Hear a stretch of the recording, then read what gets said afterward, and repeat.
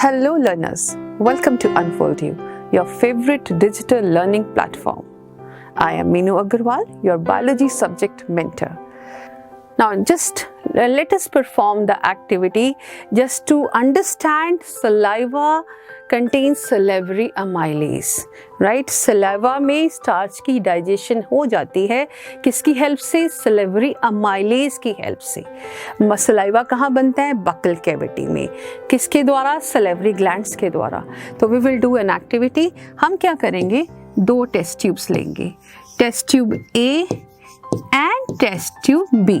दोनों में हमने क्या डाल लिया? Some starch solution.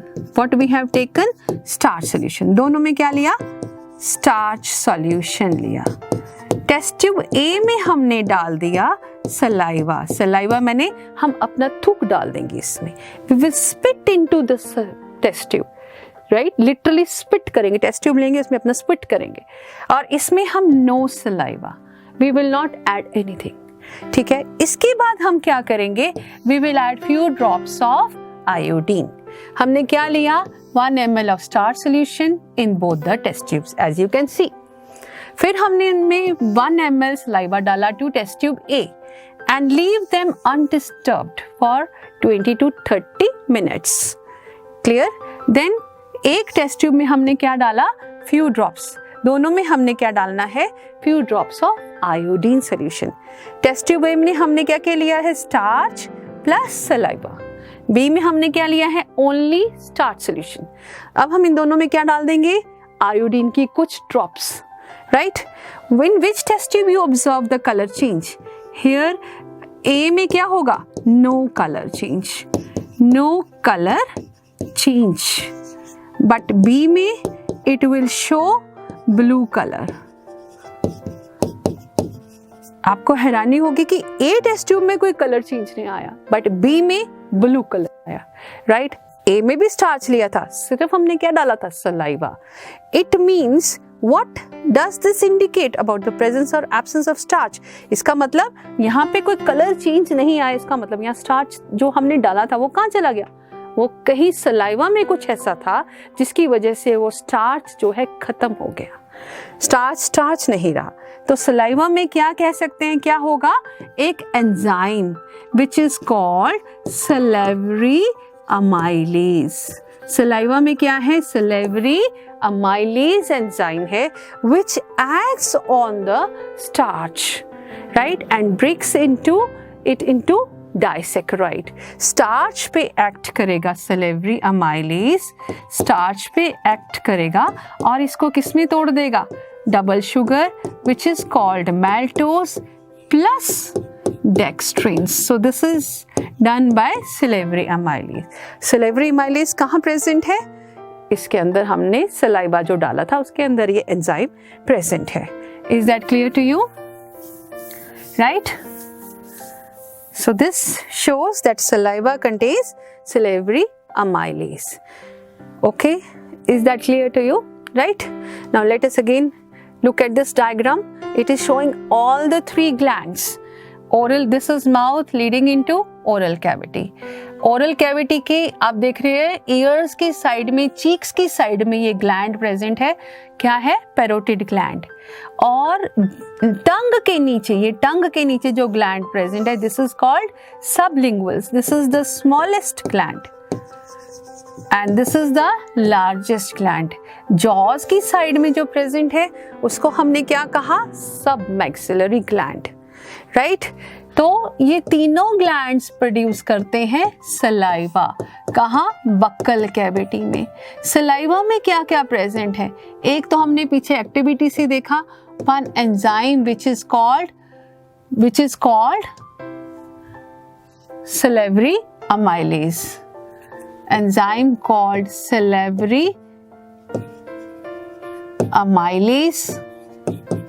Plus it has mucus, moisten the food, plus it has lysozyme, एक एंजाइम जो कि एंटीबैक्टीरियल एंजाइम कहलाता है. अगर फूड में कुछ बैक्टीरिया ऐसे जर्म्स आ जाते हैं माउथ के अंदर तो लाइसोजाइम क्या है? उनको डिस्ट्रॉय कर देता है। तो what is present in the saliva, that is salivary amylase which acts on starch and converts it into maltose, plus mucus क्या करता है, moistens the food, plus lysozyme that is called as that is antibacterial enzyme. Salivary amylase को हम एक और नाम देते हैं which is called ptyalin. Very important. Salivary amylase is also called as ptyalin. और जो मीडियम जिसमें salivary amylase एक्ट करता है that is alkaline. एक बात मैं यहाँ पे बताऊँ, जो माउथ में डाइजेशन होगी बक्कल कैविटी में वो alkaline मीडियम में होगी, स्टमक में जो डाइजेशन होगी वो एसिडिक में होगी, और जो स्मॉल इंटेस्टाइन में होगी that is again what you say, small intestine में जो डाइजेशन होगी that is again in the alkaline medium. Is that clear to you? Right? As you can see, stomach, this is pancreas, clear here, liver, right, having gallbladder, right, then we have this ascending colon, then transverse colon, then descending colon, opening into this structure which is called rectum, where the feces are stored temporarily. feces क्या होते हैं, जो waste materials तैयार होते हैं, जो left out रह जाता है उसको हम waste material feces कहते हैं, और धीरे धीरे क्या होगा, they will be removed through the anus part. Is that clear to you? Now let us start the digestion in the mouth. सबसे पहले ने बताया आपको क्या होगा, digestion कहाँ होगी, mouth में. Mouth means that is lips plus that opening in the after the lips, that is called as buccal cavity. That is the complete, we call it mouth. So mouth में क्या present है, teeth and tongue, as I told you earlier. Teeth को हम कहेंगे दो तरह की dentition, दो तरह के टीथ हैं, तो हम एक वर्ड यूज करते हैं, कंडीशन को हम क्या कहते हैं, डिफ्यूडोंट, बिकॉज टू सेट्स में टीथ प्रेजेंट हैं इसलिए हम कहते हैं diphyodont dentition, that is milk and permanent teeth. Permanent teeth जो हैं दे आर 4 टाइप्स, 4 अलग तरह के हैं. इनको हम तभी हम इसके लिए अलग तरह के हैं तो इसलिए हम वर्ड यूज करेंगे हेट्रोडोंट. हम क्या वर्ड यूज करेंगे, हेट्रोडोंट. देन टंग किस तरह का स्ट्रक्चर है, मस्कुलर. ठीक है, वी हैव डिस्कस्ड क्या काम करता है, फूड को मॉइस्चन करना, mix it with saliva plus cleaning of the teeth and speech. Salivary glands. Now just see the salivary gland, this is the lips, this is tongue, right, teeth, lips, and this whole is buccal cavity, right? So enzymatic digestion starts in the mouth. Enzymatic digestion starts in the mouth, right? Now mechanical digestion also takes place in the mouth because tongue helps to mix the food with the saliva, right? Saliva contains this enzyme which is called salivary amylase or ptyalin, right? So starch converts this is salivary amylase. Starch is converted with the help of salivary amylase into maltose, right? It is converted into maltose. Is that clear? Mouth, it will intake the food. Teeth will help in chewing and grinding. Tongue will help in rolling, tasting of food. Salivary glands, they will help to digest the starch. Plus, they help to moisten the food. I hope it is clear to you all, right? So mouth में digestion complete हो गई. अब food कहाँ जाएगा? Pharynx में. Pharynx के बाद oesophagus में जाएगा. Salivary glands, they produce saliva which contains salivary amylase which starts the digestion of carbohydrates. तो हम कहेंगे carbohydrates की digestion कहाँ start हुई है? Mouth में, right? Tongue simply helps to mix the food with saliva. Digestion of food remains incomplete क्योंकि proteins भी हैं food में आपने लिए, fats भी लिए, तो सिर्फ डाइजेशन किसकी स्टार्ट हुई है माउथ में? कार्बोहाइड्रेट्स की. अभी स्टार्ट हुई है, कंप्लीट नहीं हुई, सिर्फ स्टार्ट हुई है. और बाकी का फूड जिसमें प्रोटीन्स भी प्रेजेंट है, बाकी के कार्बोहाइड्रेट्स भी प्रेजेंट हैं, फैट्स भी प्रेजेंट हैं, वो जाके आगे स्टमक में डाइजेशन होगी कुछ, और कुछ स्मॉल इंटेस्टाइन में होगी, राइट? तो slightly digested food is swallowed by the, I will use the word swallowed means निगलना, by the tongue and goes down the food pipe called esophagus. How it goes down? By the action which is called peristalsis. So what is peristalsis actually? These are rhythmic waves of contraction and relaxation. So this diagram shows how the food moves through the esophagus. So this is what? Food bolus. This is contraction and relaxation. So how the food moves? By waves of contraction and relaxation. How the food moves? By the waves of contraction and relaxation, right? So this is esophagus showing peristalsis. What these are called? This is called peristalsis. So what these movements are called? Peristalsis. Now after the peristalsis on the esophagus, अब food कहाँ पहुँच गया? Stomach में. आप देखो इसमें ये जरा सा kink, as I told you, I was discussing earlier. Here you can see this is the kink, bend है esophagus का, जो कि food और ये it is guarded by this sphincter. Sphincter क्या होता है? Valve. ये जब फूड स्टमक में आ गया उसको वापस नहीं आने देगा. जब स्टमक भर गया तो it will stop, it will close, right? Now this food stays in the stomach for about 4 to 5 hours. 4 से 5 घंटे फूड रहेगा. अब फूड जो स्टमक है उसमें केमिकल डाइजेशन भी होगी और मैकेनिकल डाइजेशन भी होगी. केमिकल डाइजेशन किसकी हेल्प से होगी? With the help of enzymes. किसकी हेल्प से? एंजाइम्स. और मैकेनिकल डाइजेशन किसकी हेल्प से होगी? Walls of stomach. How it will take? With the walls of stomach. Actually, you can see this structure जिसमें esophagus खुला, that is called as, this part is called cardiac part. This is called cardiac, right? This upper dome shaped structure is called fundus. और जो part small intestine में खुल रहा है, this is called pylorus या pyloric कहेंगे. अब ये जो stomach की wall है, यहाँ पे कुछ what you say, wall में कुछ इनफोल्डिंग्स हैं, राइट? इस तरह से कुछ इनफोल्डिंग्स हैं. इनको हम क्या कहते हैं? गैस्ट्रिक रूगे. गैस्ट्रिक रूगे. अगर आप ज़्यादा खाना खा लेते हो तो स्टमक एक्सपैंड करता है, इलास्टिक होता है. It is also muscular structure.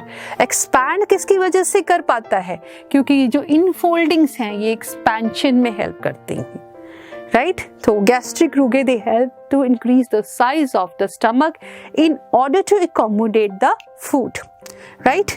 अब जब food stomach में आ जाता है तो what is released?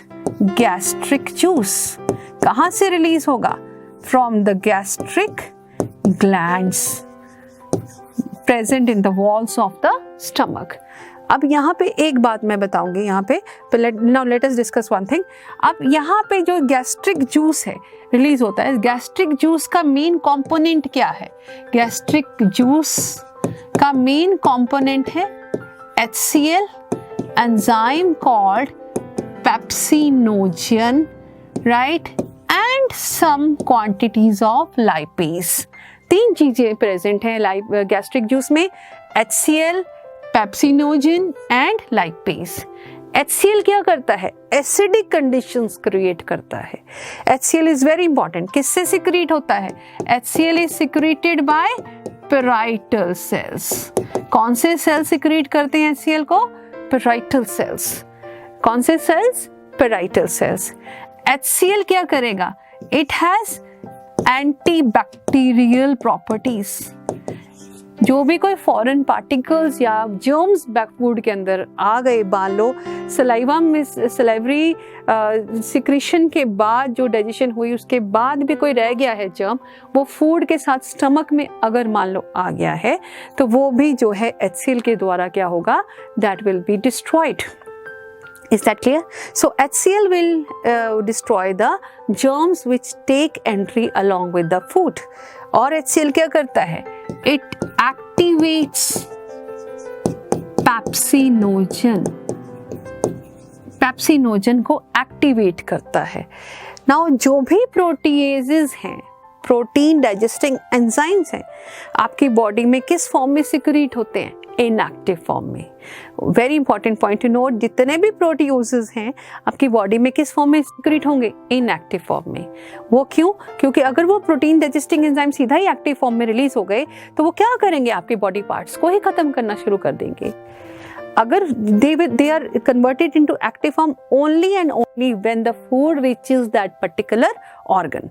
ठीक है, अब जब फूड स्टमक में आ गया तो ये जो पेप्सिनोजन है, it will be acted upon, pepsinogen will be converted into pepsin. किसकी हेल्प से?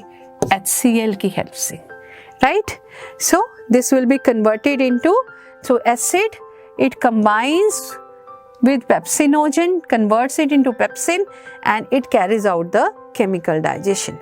Pepsin action is favored by HCl and mucus protects the inner lining of the stomach. अब जैसे HCl आप कह रहे हो स्टमक में, मैंने आपको बताया कि HCl रिलीज होता है स्टमक में, तो आप सोचेंगे कि HCl रिलीज होता है, एसिड रिलीज होता है, तो ये स्टमक की वॉल्स को क्यों नहीं खत्म कर देता?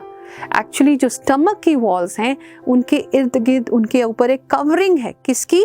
म्यूकस की। किसकी कवरिंग है? म्यूकस की, जो उसको HCl से प्रोटेक्शन देती हैं। Is that clear to you? So this is about the digestion in the stomach. I'll repeat once more. किस तरह की डाइजेशन होती है? Both mechanical and chemical. Mechanical किसकी हेल्प से होगी? चर्निंग होगी जो फूड की, with the help of the walls of the stomach, that is called as mechanical। और जो स्टमक के अंदर रिलीज होता है जूस, उसको हम क्या कहते हैं? Gastric juice. गैस्ट्रिक जूस के क्या कंपोनेंट्स हैं? HCl, right, pepsinogen, and also one more enzyme which is called renin, prorenin also. Actually infants में प्रोरेनिन रिलीज होता है। प्रोरेनिन क्या करता है? जो मिल्क में प्रोटीन होता है, केसीन, उसको actually we will say it causes curdling, milk को दही में बदलता है। वो कैसे? जो मिल्क प्रोटीन केसीन होता है उसको किस में बदल देता है? पैराकेसीन। अब ये paracasein can be acted upon by pepsin, right? तो कौन कौन से एंजाइम रिलीज होते हैं स्टमक में? Pepsinogen, prorenin. दोनों ही प्रोटीन डाइजेस्टिंग एंजाइम्स हैं, दोनों ही इनएक्टिव फॉर्म में रिलीज होंगे। क्यों इनएक्टिव फॉर्म में रिलीज होंगे? So that they do not act on the walls of the stomach. और इनको एक्टिव फॉर्म में कौन कन्वर्ट करेगा? HCl। HCl का अदर फंक्शन क्या है? it has antibacterial properties also, right? So this is about digestion in the stomach. I hope it is clear to you. Now look at the chart, which enzymes they are acting in the stomach. Pepsinogen acted upon by HCl, converted into pepsin. Pepsin किस पे act करेगा? Proteins पे। और proteins को किस में बदल देगा? छोटे छोटे टुकड़ों में ब्रेक डाउन करेगा। उससे क्या बनेगा? प्रोटियोसिस एंड पेप्टोन्स। क्या बनेगा प्रोटीन्स के डाइजेशन के बाद? प्रोटियोसिस एंड पेप्टोन्स। प्रोरेनिन को कौन बदलेगा रेनिन में? HCl। रेनिन क्या करता है? Curdling of milk. It changes milk protein casein into paracasein. Paracasein calcium के साथ कंबाइन करेगा and it forms calcium paracaseinate. It forms calcium paracaseinate. Calcium paracaseinate again acted upon by pepsin and finally changed into peptones, right? Stomach में small quantities of lipase भी रहता है जो कभी infants में फैट्स की डाइजेशन भी स्टार्ट कर देता है। तो I repeat, this is the enzymes present in the stomach, pepsinogen and prorenin. Pepsinogen and prorenin, right? Mainly two enzymes, pepsinogen and prorenin, right? Pepsinogen is converted into pepsin with the help of HCl. Prorenin is converted into renin with the help of HCl. Is that clear to you? Right? So this is all about digestion inside the stomach. Clear? Now we will look at this chart later on. Now let us how the digestion in the small intestine takes place, right?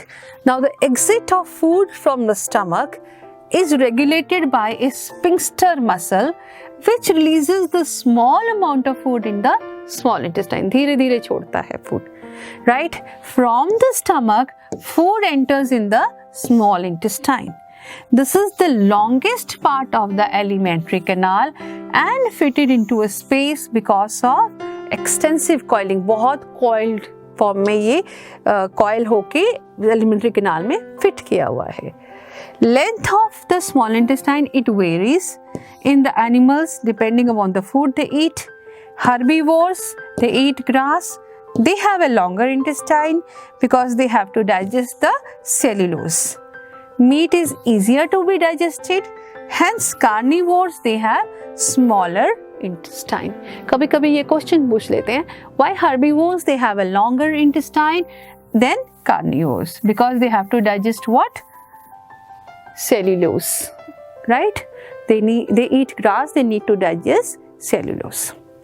Now let us start with the digestion in the second part of alimentary canal, that is small intestine, right? Small intestine, as I told you, it has 3 parts. Small intestine is how much long tube? 6 meters.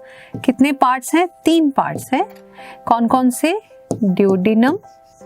Duodenum C-shaped structure है. Smallest part है small intestine का.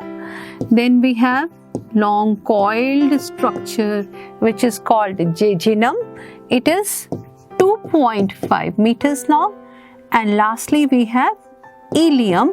It is 3.5 meters long, right? Absorption भी हो जाती है small intestine में और digestion भी takes place in the small intestine. So the main role to play in digestion is that of small intestine, right?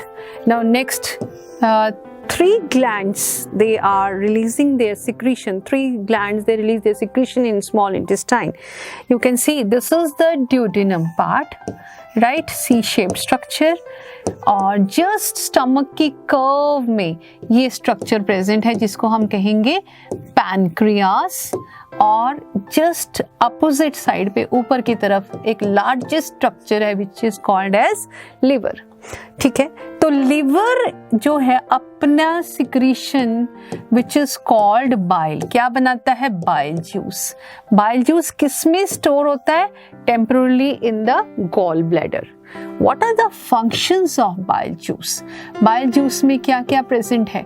Bile salts and some bile pigments रहती हैं. So what is present inside the bile juice? Bile salts and bile pigments.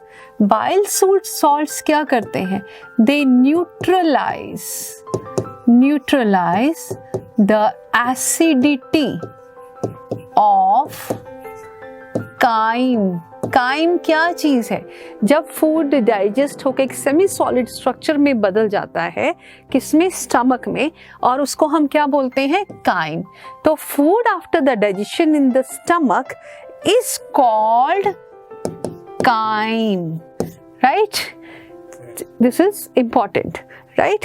तो liver bile juice क्या करता है? It neutralises the acidity of chyme and it provides alkaline medium in intestine. It provides alkaline medium in intestine. Is that clear? Right? Main function bile juice का क्या है? Emulsification of fats.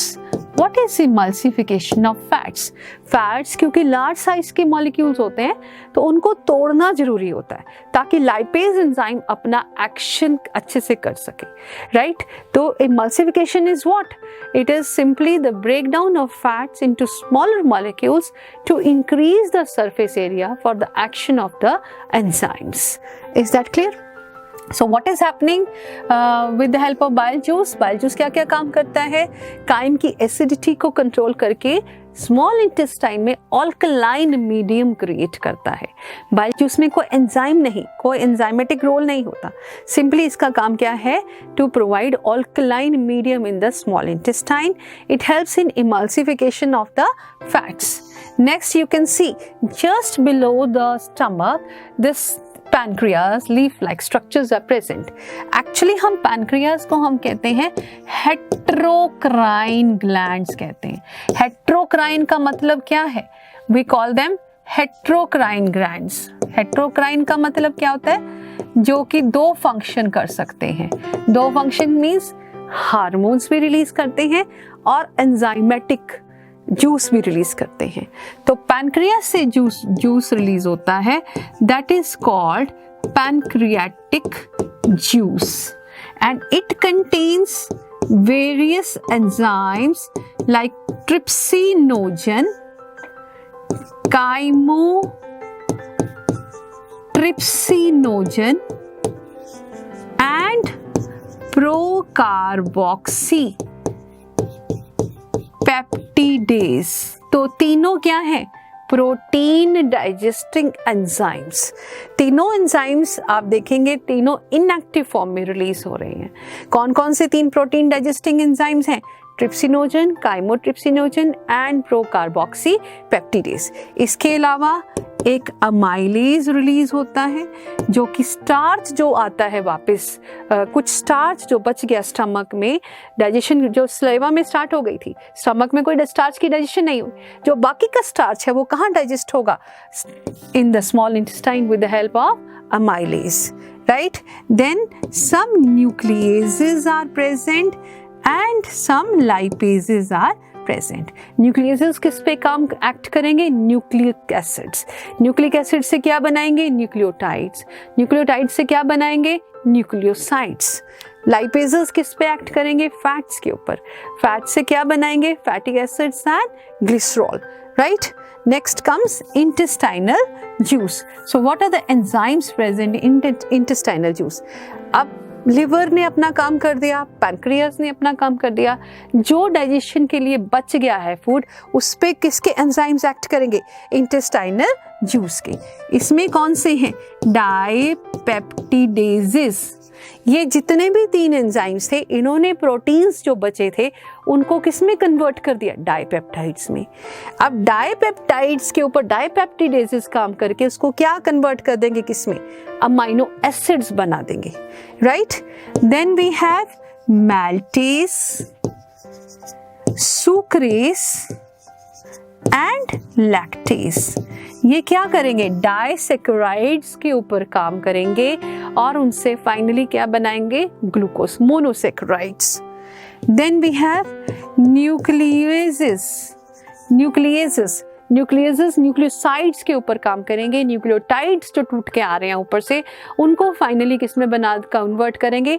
Nitrogenous bases and sugars. किस में convert करेंगे? Nitrogenous bases and sugars. And finally lipases. जो fatty acids break हो गए हैं, that is they have the fatty acids which have broken down, they are further changed into smaller form with the help of lipases. So these enzymes are clear to you. Enzymes जानने बहुत जरूरी हैं. Pancreas में कौन से enzyme release होते हैं? Trypsinogen, chymotrypsinogen and procarboxypeptidase, amylase, nuclease and lipases. Intestinal juice में कौन से हैं? Dipeptidases, maltase, sucrase, lactase, nuclease and lipases. So these are the various enzymes which are released in the intestine. अब उसके बाद जो फूड डाइजेशन के बाद किस में आ जाता है?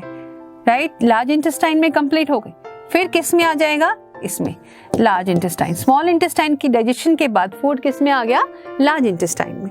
It is 1.4 to 1.5 metres long, right, and 3 parts में डिवाइडेड है. जो कुछ वाटर की एब्जॉर्प्शन रह गई है वो किस में होगी? लार्ज इंटेस्टाइन में, ताकि जो वाटर का लॉस बॉडी से ना हो सके.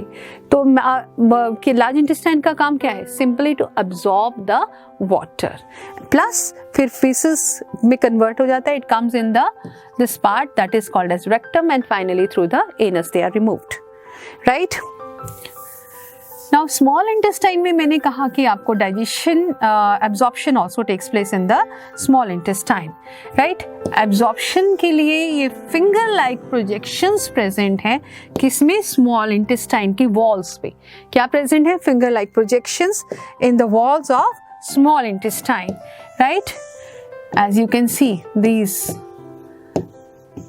finger-like projections having these are innervated by blood vessels, right? And this is fat collecting vessels present in the small intestine, right?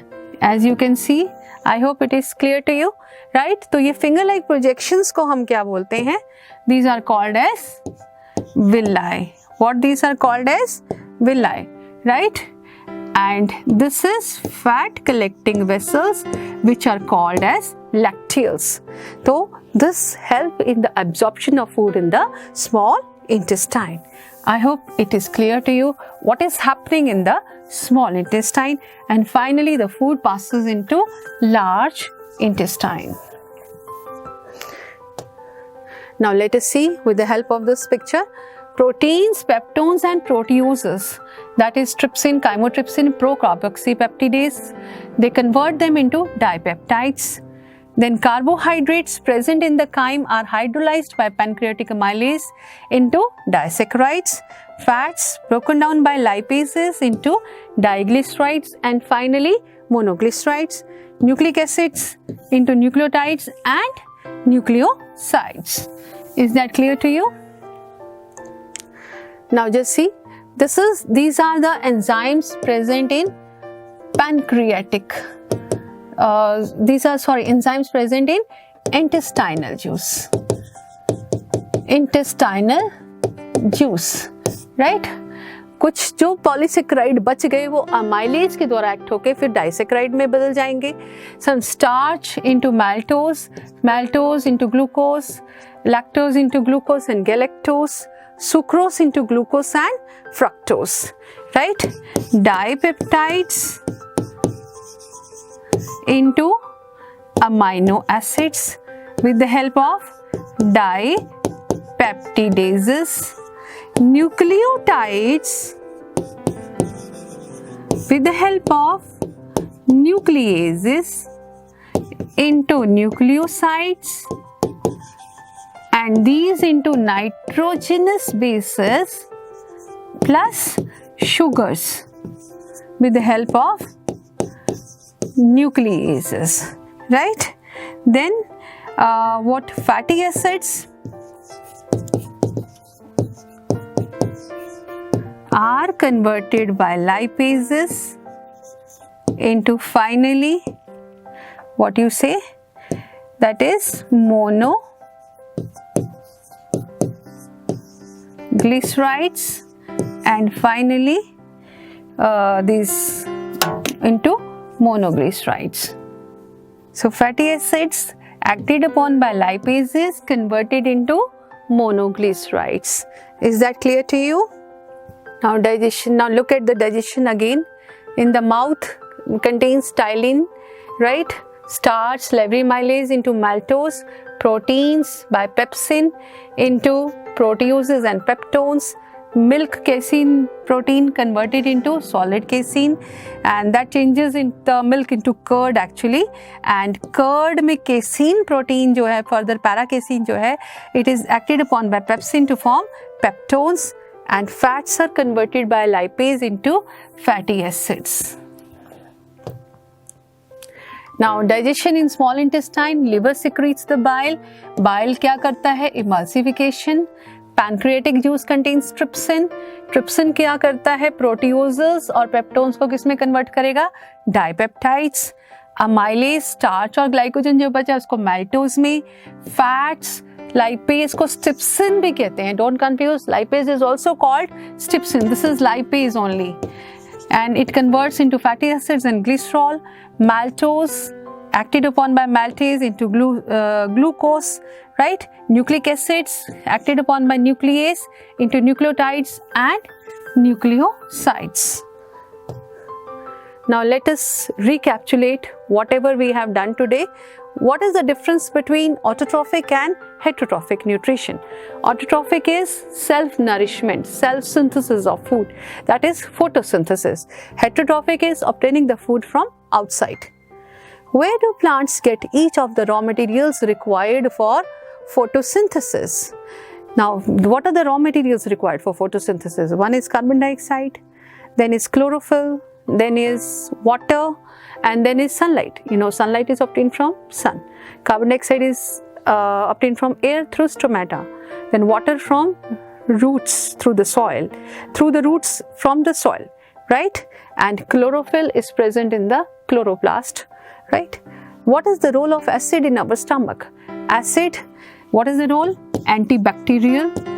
It is antibacterial in nature, kills the bacteria which are present in the food and activates the enzyme pepsinogen.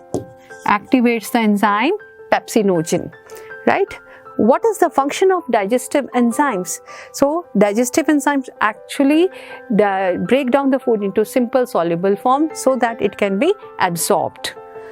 How is small intestine designed to absorb the digested food? How is small intestine designed? It is long tube, highly coiled structure having villi. These finger-like projections called villi, right? And they help to absorb the food, right? They increase the surface area actually for the absorption of the food. So this is all in this topic today. We will again come with another interesting video. Till then, keep learning, keep sharing. Goodbye.